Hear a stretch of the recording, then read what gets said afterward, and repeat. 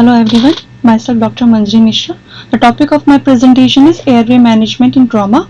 The management of trauma patient consists of rapid primary survey with simultaneous resuscitation of the patient, more detailed secondary survey and initiation of definitive care. Primary survey encompasses of ABCDE of trauma. A is airway with the restriction of cervical spine motion. B is breathing and ventilation. C is circulation with management of shock. D is disability and neurological examination. And E is exposure. So why airway comes first? So identifying a compromised airway and establish a patent and protected airway is the topmost priority while managing the injured patient. Now what is the need of airway? Identify the compromised airway and the management of the airway, because inadequate delivery of oxygenated blood to the brain and other vital structures are critical, and it is the quickest killer. A protected unobstructed airway and adequate ventilation prevent hypoxemia, so supplemental oxygen must be administered to all severely injured trauma patients. Now early preventable deaths from airway problems after trauma are due to failure to adequately assess the airway, failure to recognize the need for an airway intervention, inability to establish an airway, inability to recognize the need for an alternative airway plan in the setting of repeated failed intubation attempts, failure to recognize an incorrectly placed airway or to use appropriate techniques to ensure correct tube placement, displacement of previously established airway, and failure to recognize the need for ventilation. Now, the first step towards identifying and managing the potential life-threatening airway compromises is to recognize the problem recognition, whether the airway compromise is sudden and complete, insidious or partial, or progressive or recurrent. The sign of airway obstruction are: first, to observe the patient, whether the patient is agitated, it is a sign of hypoxia, or the patient is obtunded, it is a sign of hypercarbia, and cyanosis, which is a sign of hypoxemia or late hypoxia. Look for the retraction and use of accessory muscles of respiration. Listen for the abnormal sound like snoring, gurgling, stridor, and hoarseness of voice. Evaluate the patient behavior. Whether the patient is abusive or belligerent, these patients are hypoxic rather than intoxicated.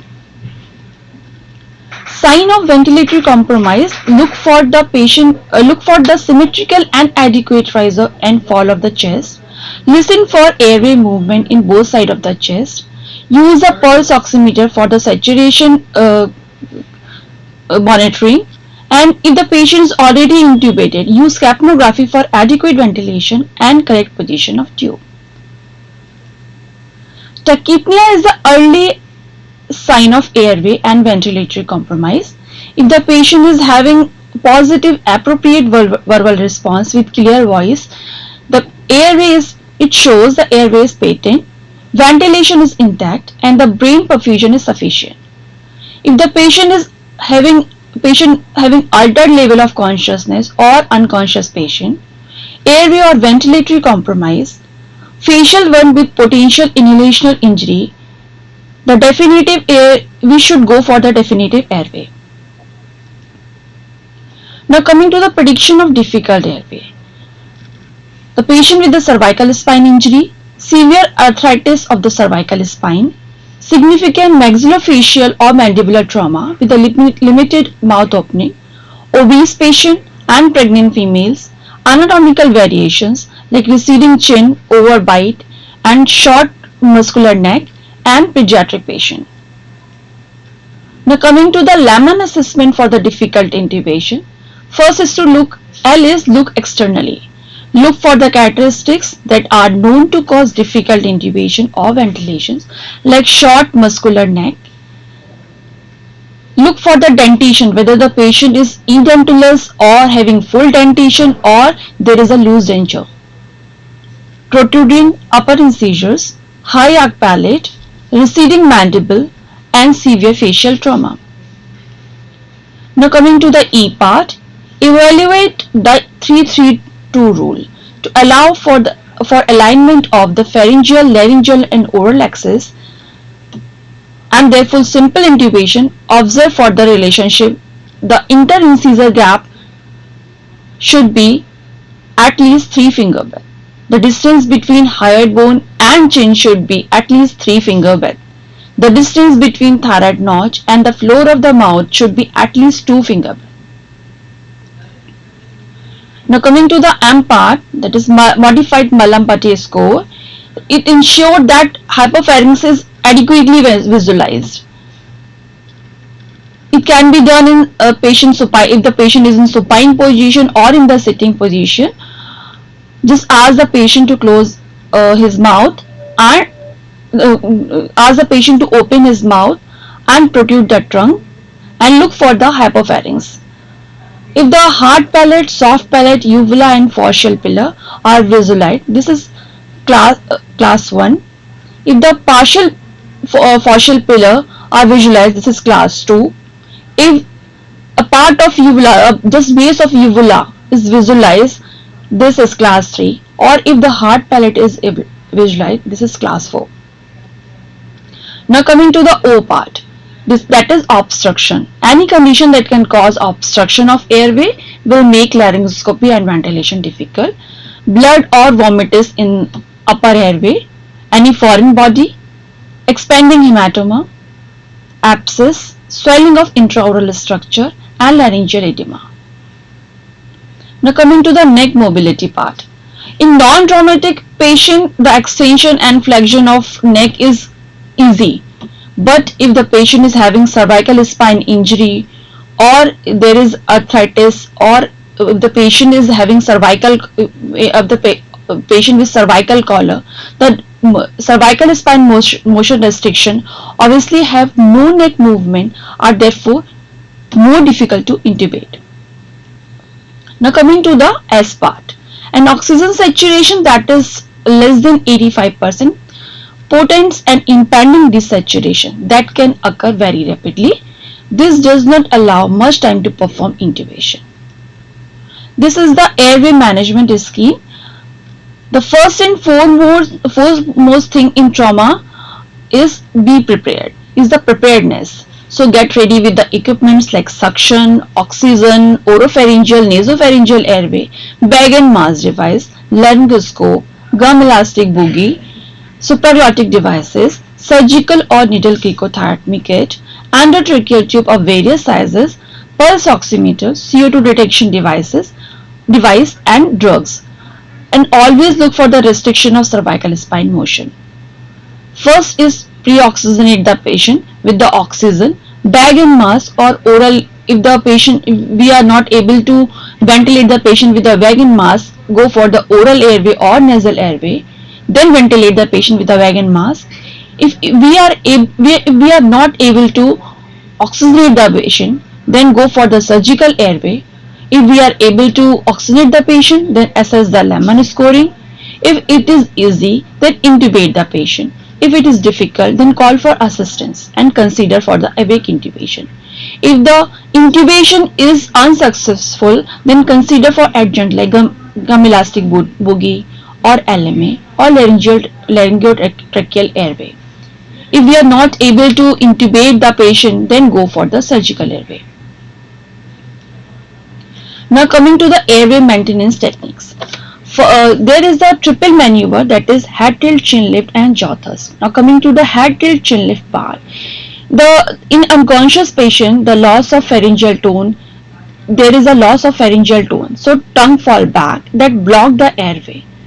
Just put one hand over the forehead of the patient and the other hand over the chin of the patient. Pull the chin forward and upward and open the mouth. This is head tilt, chin lift. Now coming to the jaw thrust part. If the patient is having cervical spine trauma or suspected cervical spine trauma, then go for the jaw thrust maneuver. Just keep the both hand over the both side of the face of the patient with rest elbow over the surface on which the patient is lying down. Head and neck are kept in neutral inline position. Move the mandible forward and upward. This will open the mouth. Now coming to the nasopharyngeal airway, indications are conscious patient, semi-conscious patients or unconscious patient. Contraindications are suspected or potential cubiform plate fracture. The complications are nasal trauma. Now how can we estimate the size of the nasopharyngeal airway? The length of NPA should be as same as the distance between the tip of the nose to the earlobe. Now how can we insert it? Just lubricate the nasopharyngeal airway with the water soluble jelly or anesthetic jelly. Then insert through the nostril in the posterior direction perpendicular to the plane of the face. Now coming to the oropharyngeal airway, it is a J-shaped device. Indications are unconscious patient with no gag reflex and contraindication are intact gag reflex. How can we estimate the size? Put the oropharyngeal airway by the side of the over the face of the patient. The distance between the length of the oropharyngeal airway can be estimated is as same as the distance between the corner of the mouth to the angle of the jaw. Now how can we insert? It can be insert the oral airway upside down with the curved part directed upward until it touches the soft palate. As it touches the soft palate, rotate the device at the 180 degree so the curve face downward and slip it into place over the tongue. Now coming to the supraglottic airway devices, these are the group of airway devices that can be inserted into the pharynx to allow ventilation, oxygenation and administration of anesthetic drugs. These devices are effective in treatment of the patient with the difficult airway or if the endotracheal intubation or bag and mask ventilation have failed. There are two generations of supraglottic airway devices. First generation device these are the simple airway tube that do not have specific designs. Characteristics aimed at reducing the risk of pulmonary aspiration of the gastric content. These are LMA classic, LMA flexible and Cobra perilaryngeal airway. Now coming to the second generation devices, these devices incorporate a specific feature like high pressure pharyngeal seal to improve positive pressure ventilation and reduce the risk of aspiration. These devices are LMA ProSeal, LMA Supreme and iGel. Now coming to the laryngeal mask airway, this is a classic laryngeal mask airway. It has three parts: mask, airway tube and inflation line. Mask conform to the contour of the hypopharynx with its lumen facing the laryngeal opening. The estimation of the size of LMA depend on the patient's weight. Now how can we put the LMA inside the mouth of the patient? The first thing is hold the LMA in the pan holding fashion with the index finger of dominant hand at the junction of mask and tube. Insert it in the patient's mouth and slide it along the hard palate. Now coming to the iGel, it is a single-use device. It is cuffless, mask made of soft polymer that creates anatomical seal. It has narrow bore esophageal tube, short wide bore airway tube, integral bite block, epiglottic rest at anterior part of curve, reduce the possibility of epiglottic downfolding and airway obstruction. The estimation of the size of eye gel depend on the patient weight of the patient. Now coming to the insertion part, the concave part should be at the side of mandible and gently insert it inside the mouth and gently press the chin down in downward direction. Introduce the tip of the eye gel inside the mouth and just slide it along the hard palate. The complication of the supraglottic devices are, it can cause airway injury. There is a higher chances of aspiration of the gastric content. If we are using wrong size or oversized supraglottic airway device, that can cause vascular compression and nerve damage. And last thing is a sore throat. Now coming to the definitive airway. Definitive airway is defined as a tube placed in the trachea with the cuff inflated below the vocal cord. Indications are inability to maintain a patent airway by other means with impending or potential airway compromise, following inhalational injury, facial fracture or retropharyngeal hematoma, inability to maintain adequate oxygenation by face mask, oxygen supplementation or the presence of apnea, obtundation or combativeness resulting from cerebral hypoperfusion, obtundation indicating the presence of head injury, patient requiring the assisted ventilation with Glasgow Coma scale of less than or equals to 8, sustained seizure activity, the need to protect the lower airway from aspiration of blood or vomiters. Now coming to the endotracheal tube. The endotracheal tube size refers to its internal diameter in millimeter. The average size used in adult female are 7 and 7.5 and adult male are 8 and 8.5. The depth of endotracheal tube is 23 cm for men and 21 for women, measured at central incisure. Now coming to the pediatric tube, the size estimation of uncuffed tube by formula age by 4+4, with the curved tube being 1/2 size smaller. The pediatric ETT is taped at the depth of 3 into the tube size in a child. If we are using size 4 ETT, it commonly gets taped at around 12 cm depth. Now coming to the preparation part, select an appropriate size of endotracheal tube, lubricate the distal end of the tube and balloon, attach the proper size syringe, fill with air to the pilot balloon and test the balloon by blowing it up and then deflating it. Place the stylet into the ETT and bend it to an appropriate shape. Place the tube with the stylet and attached syringe back in a package ready for use. Repeat the same procedure with the tube one size smaller in case of difficult intubation. Set aside an end-tidal CO2 detector. Now technique is, first is position of the patient. The position of the patient, that is sniffing position. The flexion of the cervical spine and extension of the atlanto-occipital joint. This will align the pharyngeal, laryngeal and oral axis. Opening the patient's mouth, perform the laryngoscopy, insertion of the tube through the vocal cord and removing the laryngoscope.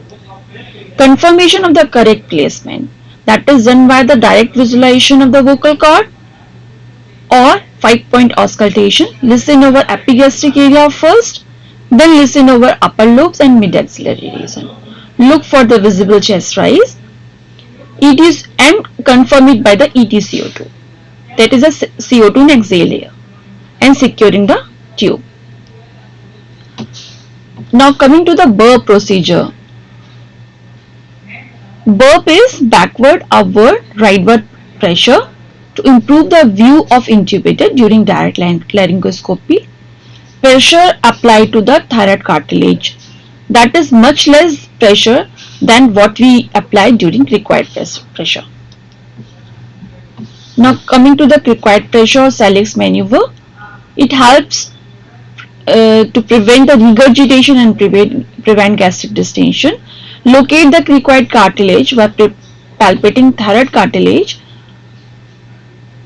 and feel the depression just below it, that is cricothyroid membrane. Use your index finger and thumb or one hand, apply the pressure to anterior and lateral aspect of cricoid cartilage just next to the midline. Now coming to the drug assisted intubation. Drug assisted intubation is indicated in patients who need airway control but have intact gag reflex, especially in patients who have sustained head injury. Ready with the surgical airway and the crash cart. Ensure that the suction and the ability to deliver positive pressure ventilation are ready. Pre-oxygenate the patient with 100% oxygen. Apply pressure over the cricoid cartilage. Administer an induction drug or sedative according to local protocol. Administer 1 to 2 mg per kg succinylcholine intravenously, and after the patient relaxes, intubate the patient orotrachely. Inflate the cuff and confirm tube placement by ausculting the patient's chest and determining the presence of CO2 in exhaled air. Release the cricoid pressure and ventilate the patient.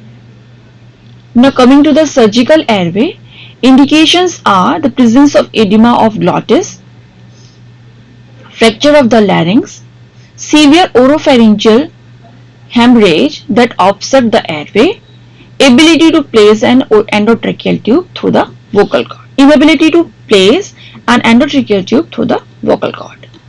First one is needle cricothyrotomy. The insertion of needle through the cricothyroid membrane into the trachea. It is an emergency situation to provide the oxygen for a short-term basis until a definitive airway can be placed. It is the percutaneous transtracheal oxygenation technique. It is performed by placing a large caliber plastic cannula of 12 to 14 gauge for adult and 16 to 18 gauge in children through the cricothyroid membrane into the trachea below the level of the obstruction. The cannula is then connected to the oxygen at 15 liters per minute with a Y connector or a side hole cut in the tubing between the oxygen source and the plastic cannula. Intermittent insufflation for 1 second on and for 4 seconds off can be achieved by placing a thumb over the open end of the biconnector or the side of the hole. The patient may be adequately oxygenated for 30 to 45 minutes using this technique. During the 4-second off time, that the oxygen is not being delivered under pressure, so some exhalation occur. Contraindications are complete airway obstruction that can cause the placement of the needle in the trachea can result in increase in the thoracic pressure, resulting in barotrauma such as pulmonary laceration, pneumothorax, pneumomediastinum, decreased venous return or cardiac fibrillation. Complications are damage to the back wall of the trachea or larynx, perforation of esophagus, massive subcutaneous emphysema and pneumothorax may develop during ventilation if needle is not in the correct position. Now coming to the surgical cricothyrotomy, the patient should be in supine position with the straight neck. The key landmarks are thyroid cartilage and the cricoid cartilage as well as the cricothyroid membrane should be palpated and marked if needed. The vertical incision is made through the skin and further dissection is carried vertically until the cricothyroid membrane is identified. A horizontal incision is made through the cricothyroid membrane and then widened with a hemostat or two-pronged tracheal spreader. The chosen cannula is then inserted through this fenestration and placement is confirmed. Contraindications are children less than 12 years of age and avoid with suspected laryngotracheal injuries. Complications are bleeding from the insertion site, misplaced tube, damage to the surroundings, neck structure, and pneumothorax. Now, the take-home message are actual or impending airway obstruction should be suspected in all injured patients. Recognition of ventilatory compromise and ensuring effective ventilation are of primary importance. With all airway maneuvers, cervical spine motion must be restricted when injury is present or suspected.